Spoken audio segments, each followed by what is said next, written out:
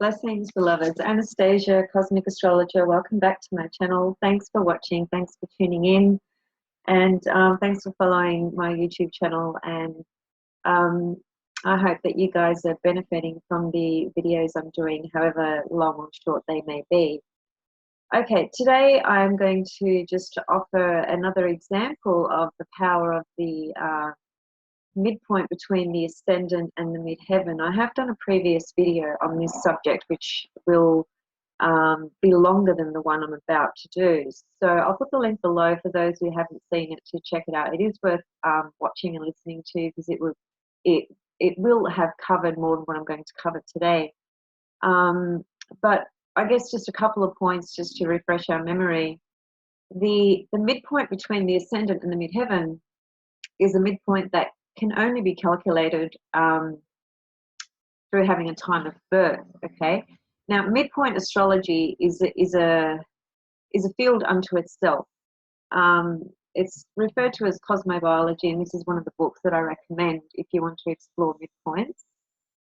This is still to date, I think, the best book written. It was written quite some time ago, back in the 70s, and it is a bit bleak in terms of the definitions of certain midpoints, certainly when it's involving Saturn, Mars, Neptune, planets like that seem to be quite difficult in midpoint interpretation, and therefore experiences. So that aside, I've stressed this point several times. I probably do it just about every video, because it is fundamentally important, the right time of birth. If you don't have the right time of birth, you will not have the right midpoint between the two angles that we're discussing today, which is the ascendant and the midheaven. And I'll bring up a chart in a moment, because I'm actually going to show you guys Prince Harry's chart. Prince Harry is one of the members of the royal family in the UK. And his chart is actually a beautiful example of the power of the ascendant midheaven midpoint, simply because he has two planets on that midpoint that really describe pretty much him, his life, and what he's about. And I'm not necessarily referring to the royal component of his life, being born into a royal family and being a prince and so forth. That's a whole other story, and I do understand that that's a big component of who he is. But that's kind of more like something he was born into and expected to sort of partake. And it is a label as well. But the features that I'm going to be sort of focusing on today is, I think it reflects more of his personal interests and his personal, I suppose, sort of behaviours that wouldn't, some of which wouldn't really be accepted by the members of the royal family. So just remember that the ascendant midheaven midpoint is based on an accurate birth time. Now, there are hundreds of midpoints in the chart, okay? And for example, and I used this example in the previous video, if the same two people were born today, and one was born in Australia and one was born in the UK or in the US, wherever, those two people will have the same sun-moon midpoint. In other words, there'll be possibly hundreds of people all around the world with the same, meaning if they were born today, as an example. However many people were born today will have the same sun-moon midpoint, okay? And so what I'm talking about is the ascendant midheaven midpoint, which is a big player in describing a person's life purpose, direction, which is the MC, 10th house, and the ascendant, the self, the identity, and how those two components integrate together, how well the individual can integrate the self-identity with the social identity, and how those two worlds either work together in a flowing way or whether they produce challenges. Sorry, I just realized I've got a screen open that I don't really want, so just bear with me while I just close that down. There we are. Okay, so I have got some information here on Prince Harry. I just wanted to have a quick look to see if there was anything else I needed to know before I presented his chart. Now, I'm not doing a chart analysis. I'm simply pointing to the power of the Ascendant, Midheaven, Midpoint. Okay, guys? So I'm going to share my screen for you, and I will show you what I'm talking about exactly. So I'm using Solar Fire for my astrology work. Some of you have this, some of you don't. It is worth investing in, although it's not perfect and it doesn't have everything right, but it has most things right. I'll just say that. Okay, so here's Prince Harry's chart. His birth time that has been given publicly is at 4:20 p.m. However, myself and my friend rectified it to 4:25. That seems to be fitting. And I will potentially do another video after this explaining why the 4:25 is fitting, relating to what's called primary directions, which is a very specific technique used to calculate events in life that appear to be certainly very fated. Okay, primary directions is it's a technical technique, and it's something that if you're serious about astrology, you do need to learn. But you know, it's not a beginner's technique to learn. It's fairly advanced, but it is very, very important and very powerful. That aside, okay, so here we have Prince Harry's chart. Now, the 4:20 p.m. doesn't look a great deal different to the 4:25, but that 5 minutes makes a lot of difference when you're talking about secondary progressions and primary directions. Okay, again, leaving that information aside for a moment. So what I want to bring your attention to is the ascendant, which is right over here on the left-hand side where I'm pointing my cursor. And he has 12 degrees and 43 minutes of Capricorn as his rising sign. And his midheaven is just up here in Scorpio, which is at 18 degrees and 17 minutes. Now, if you are familiar with midpoints, you would have already picked out very quickly what planets sit on the midpoint of the ascendant and the MC. But if you're not familiar, the midpoint of the ascendant and the midheaven is always in the 11th house. Now, that's pretty logical anyway when you just think about it, because what we're talking about is the halfway point between the ascendant and the midheaven. So the halfway point, even visually you can see, is sitting somewhere around here. But it can be deceptive in terms of if you've got planets in the 11th house, don't automatically assume that those planets are on that midpoint. So you need to check this out. Now, with Solar Fire, how you check that out, which some of you may or may not know, very simple. Over here on the right-hand side of the screen, we have various functions. The function you go to is reports. You click reports, and then you have a window up here in the right, which has a number of other different functions. And what we want to go to is what's called midpoint listing.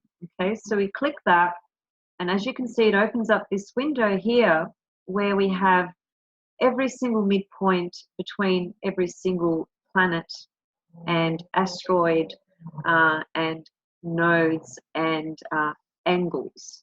Okay, and if you go further down, scroll further down, you'll see the entire zodiac from, well, in this case here, 1 degrees, 9 minutes of Aries, and it'll take us right through till the end of Pisces. But that's not really important for right now. Right now, what I want to bring your attention to is this part of the screen right here where you can see my cursor.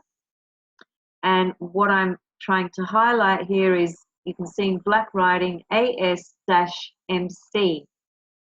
That is basically the abbreviation for ascendant, dash midheaven midpoint equals, in red, 15 degrees of Sagittarius, there's the symbol for Sag, 30 minutes. So Prince Harry's ascendant midheaven midpoint is 15 degrees and 30 minutes of Sagittarius. Okay, so that's how we know what his midpoint is. Now I'll just get rid of that screen and let's just go back to his chart.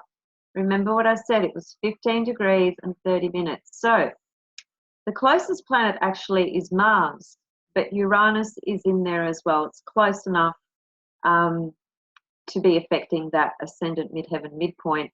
And the proof is really when we look at, I suppose, when we examine the life of Prince Harry in terms of what's revealed to us through media and so forth. Obviously, there'll be many components to his life that none of us are privy to, which is fair enough because everybody deserves to have some privacy in their life.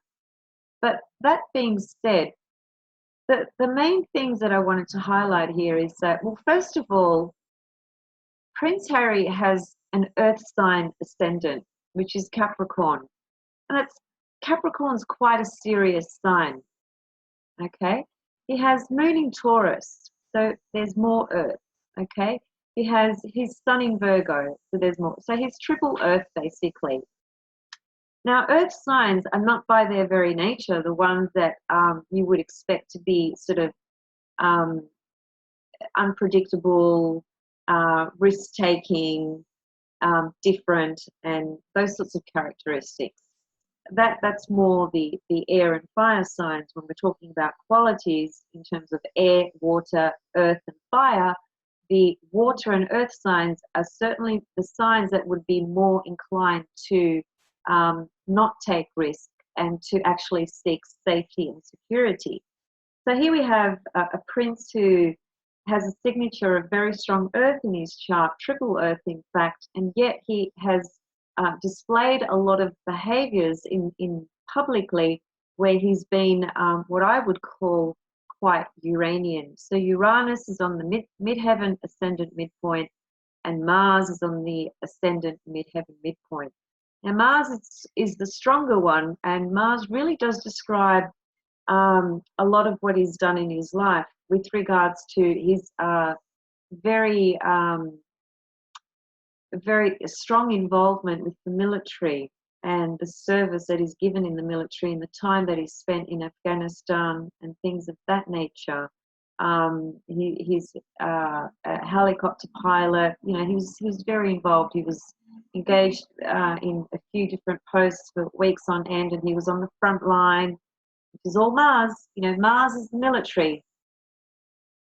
War is Mars. So we expect that when we see Mars on the ascendant midheaven midpoint, we expect to see some Mars attributes, archetypal features and aspects to his personality being seen on a public level, which they have been. He also created a program, a rehabilitation program for footballers in America. So he's very much into athletes, and particularly football and rugby union. And he's also played the sport himself.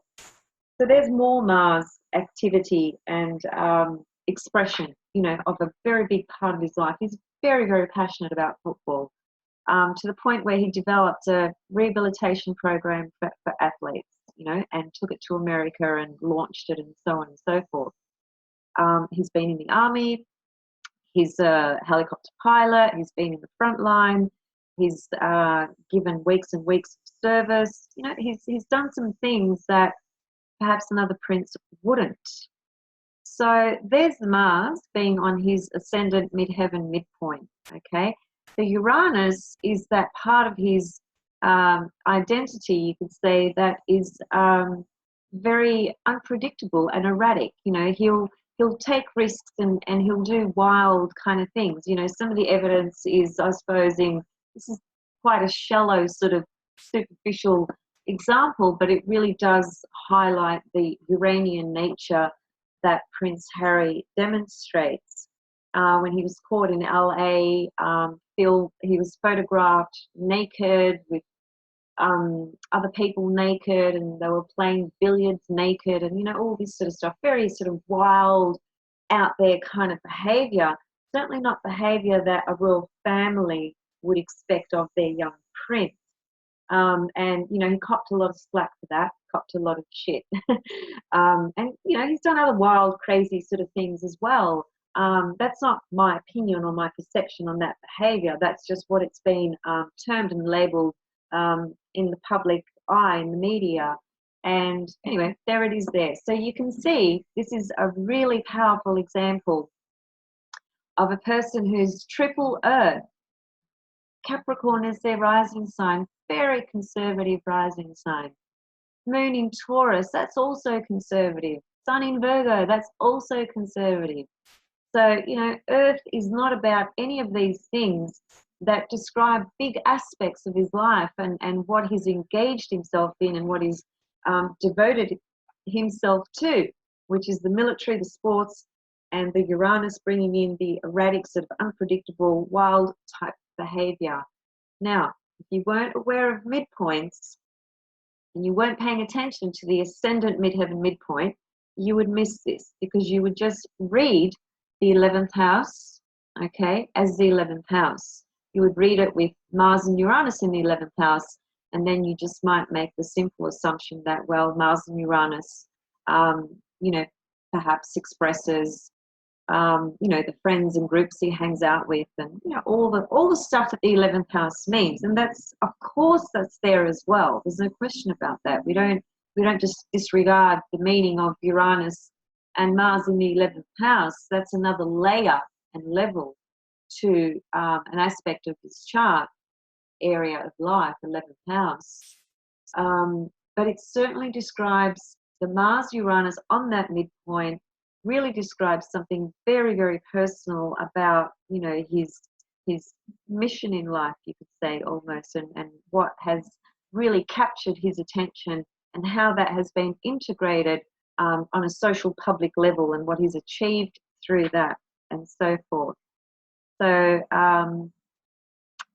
I will do another video on primary directions. I've got a really powerful example of when he met Meghan Markle, actually. There's some really interesting primary directions showing that meeting and that relationship and that marriage that's about to take place. So I'll just stop sharing my screen. So that's really all I wanted to share with you today, which is really, really, really powerful in my opinion. Let's just have a look very quickly before I go. If I can find it quickly enough. Just bear with me, because I wasn't planning to do this.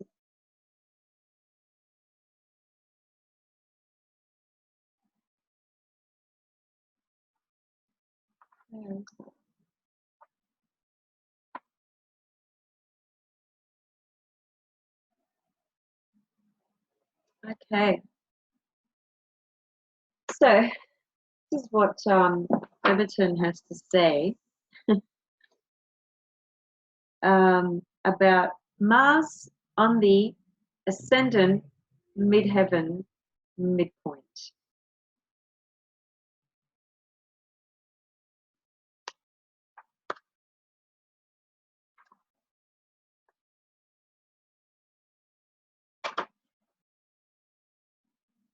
Okay.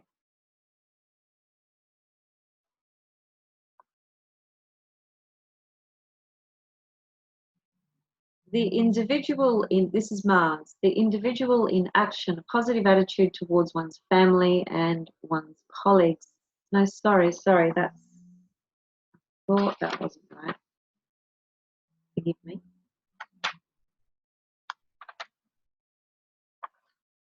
That was Pluto, sorry, that was the Ascendant and the IC. Why can't I find the IC?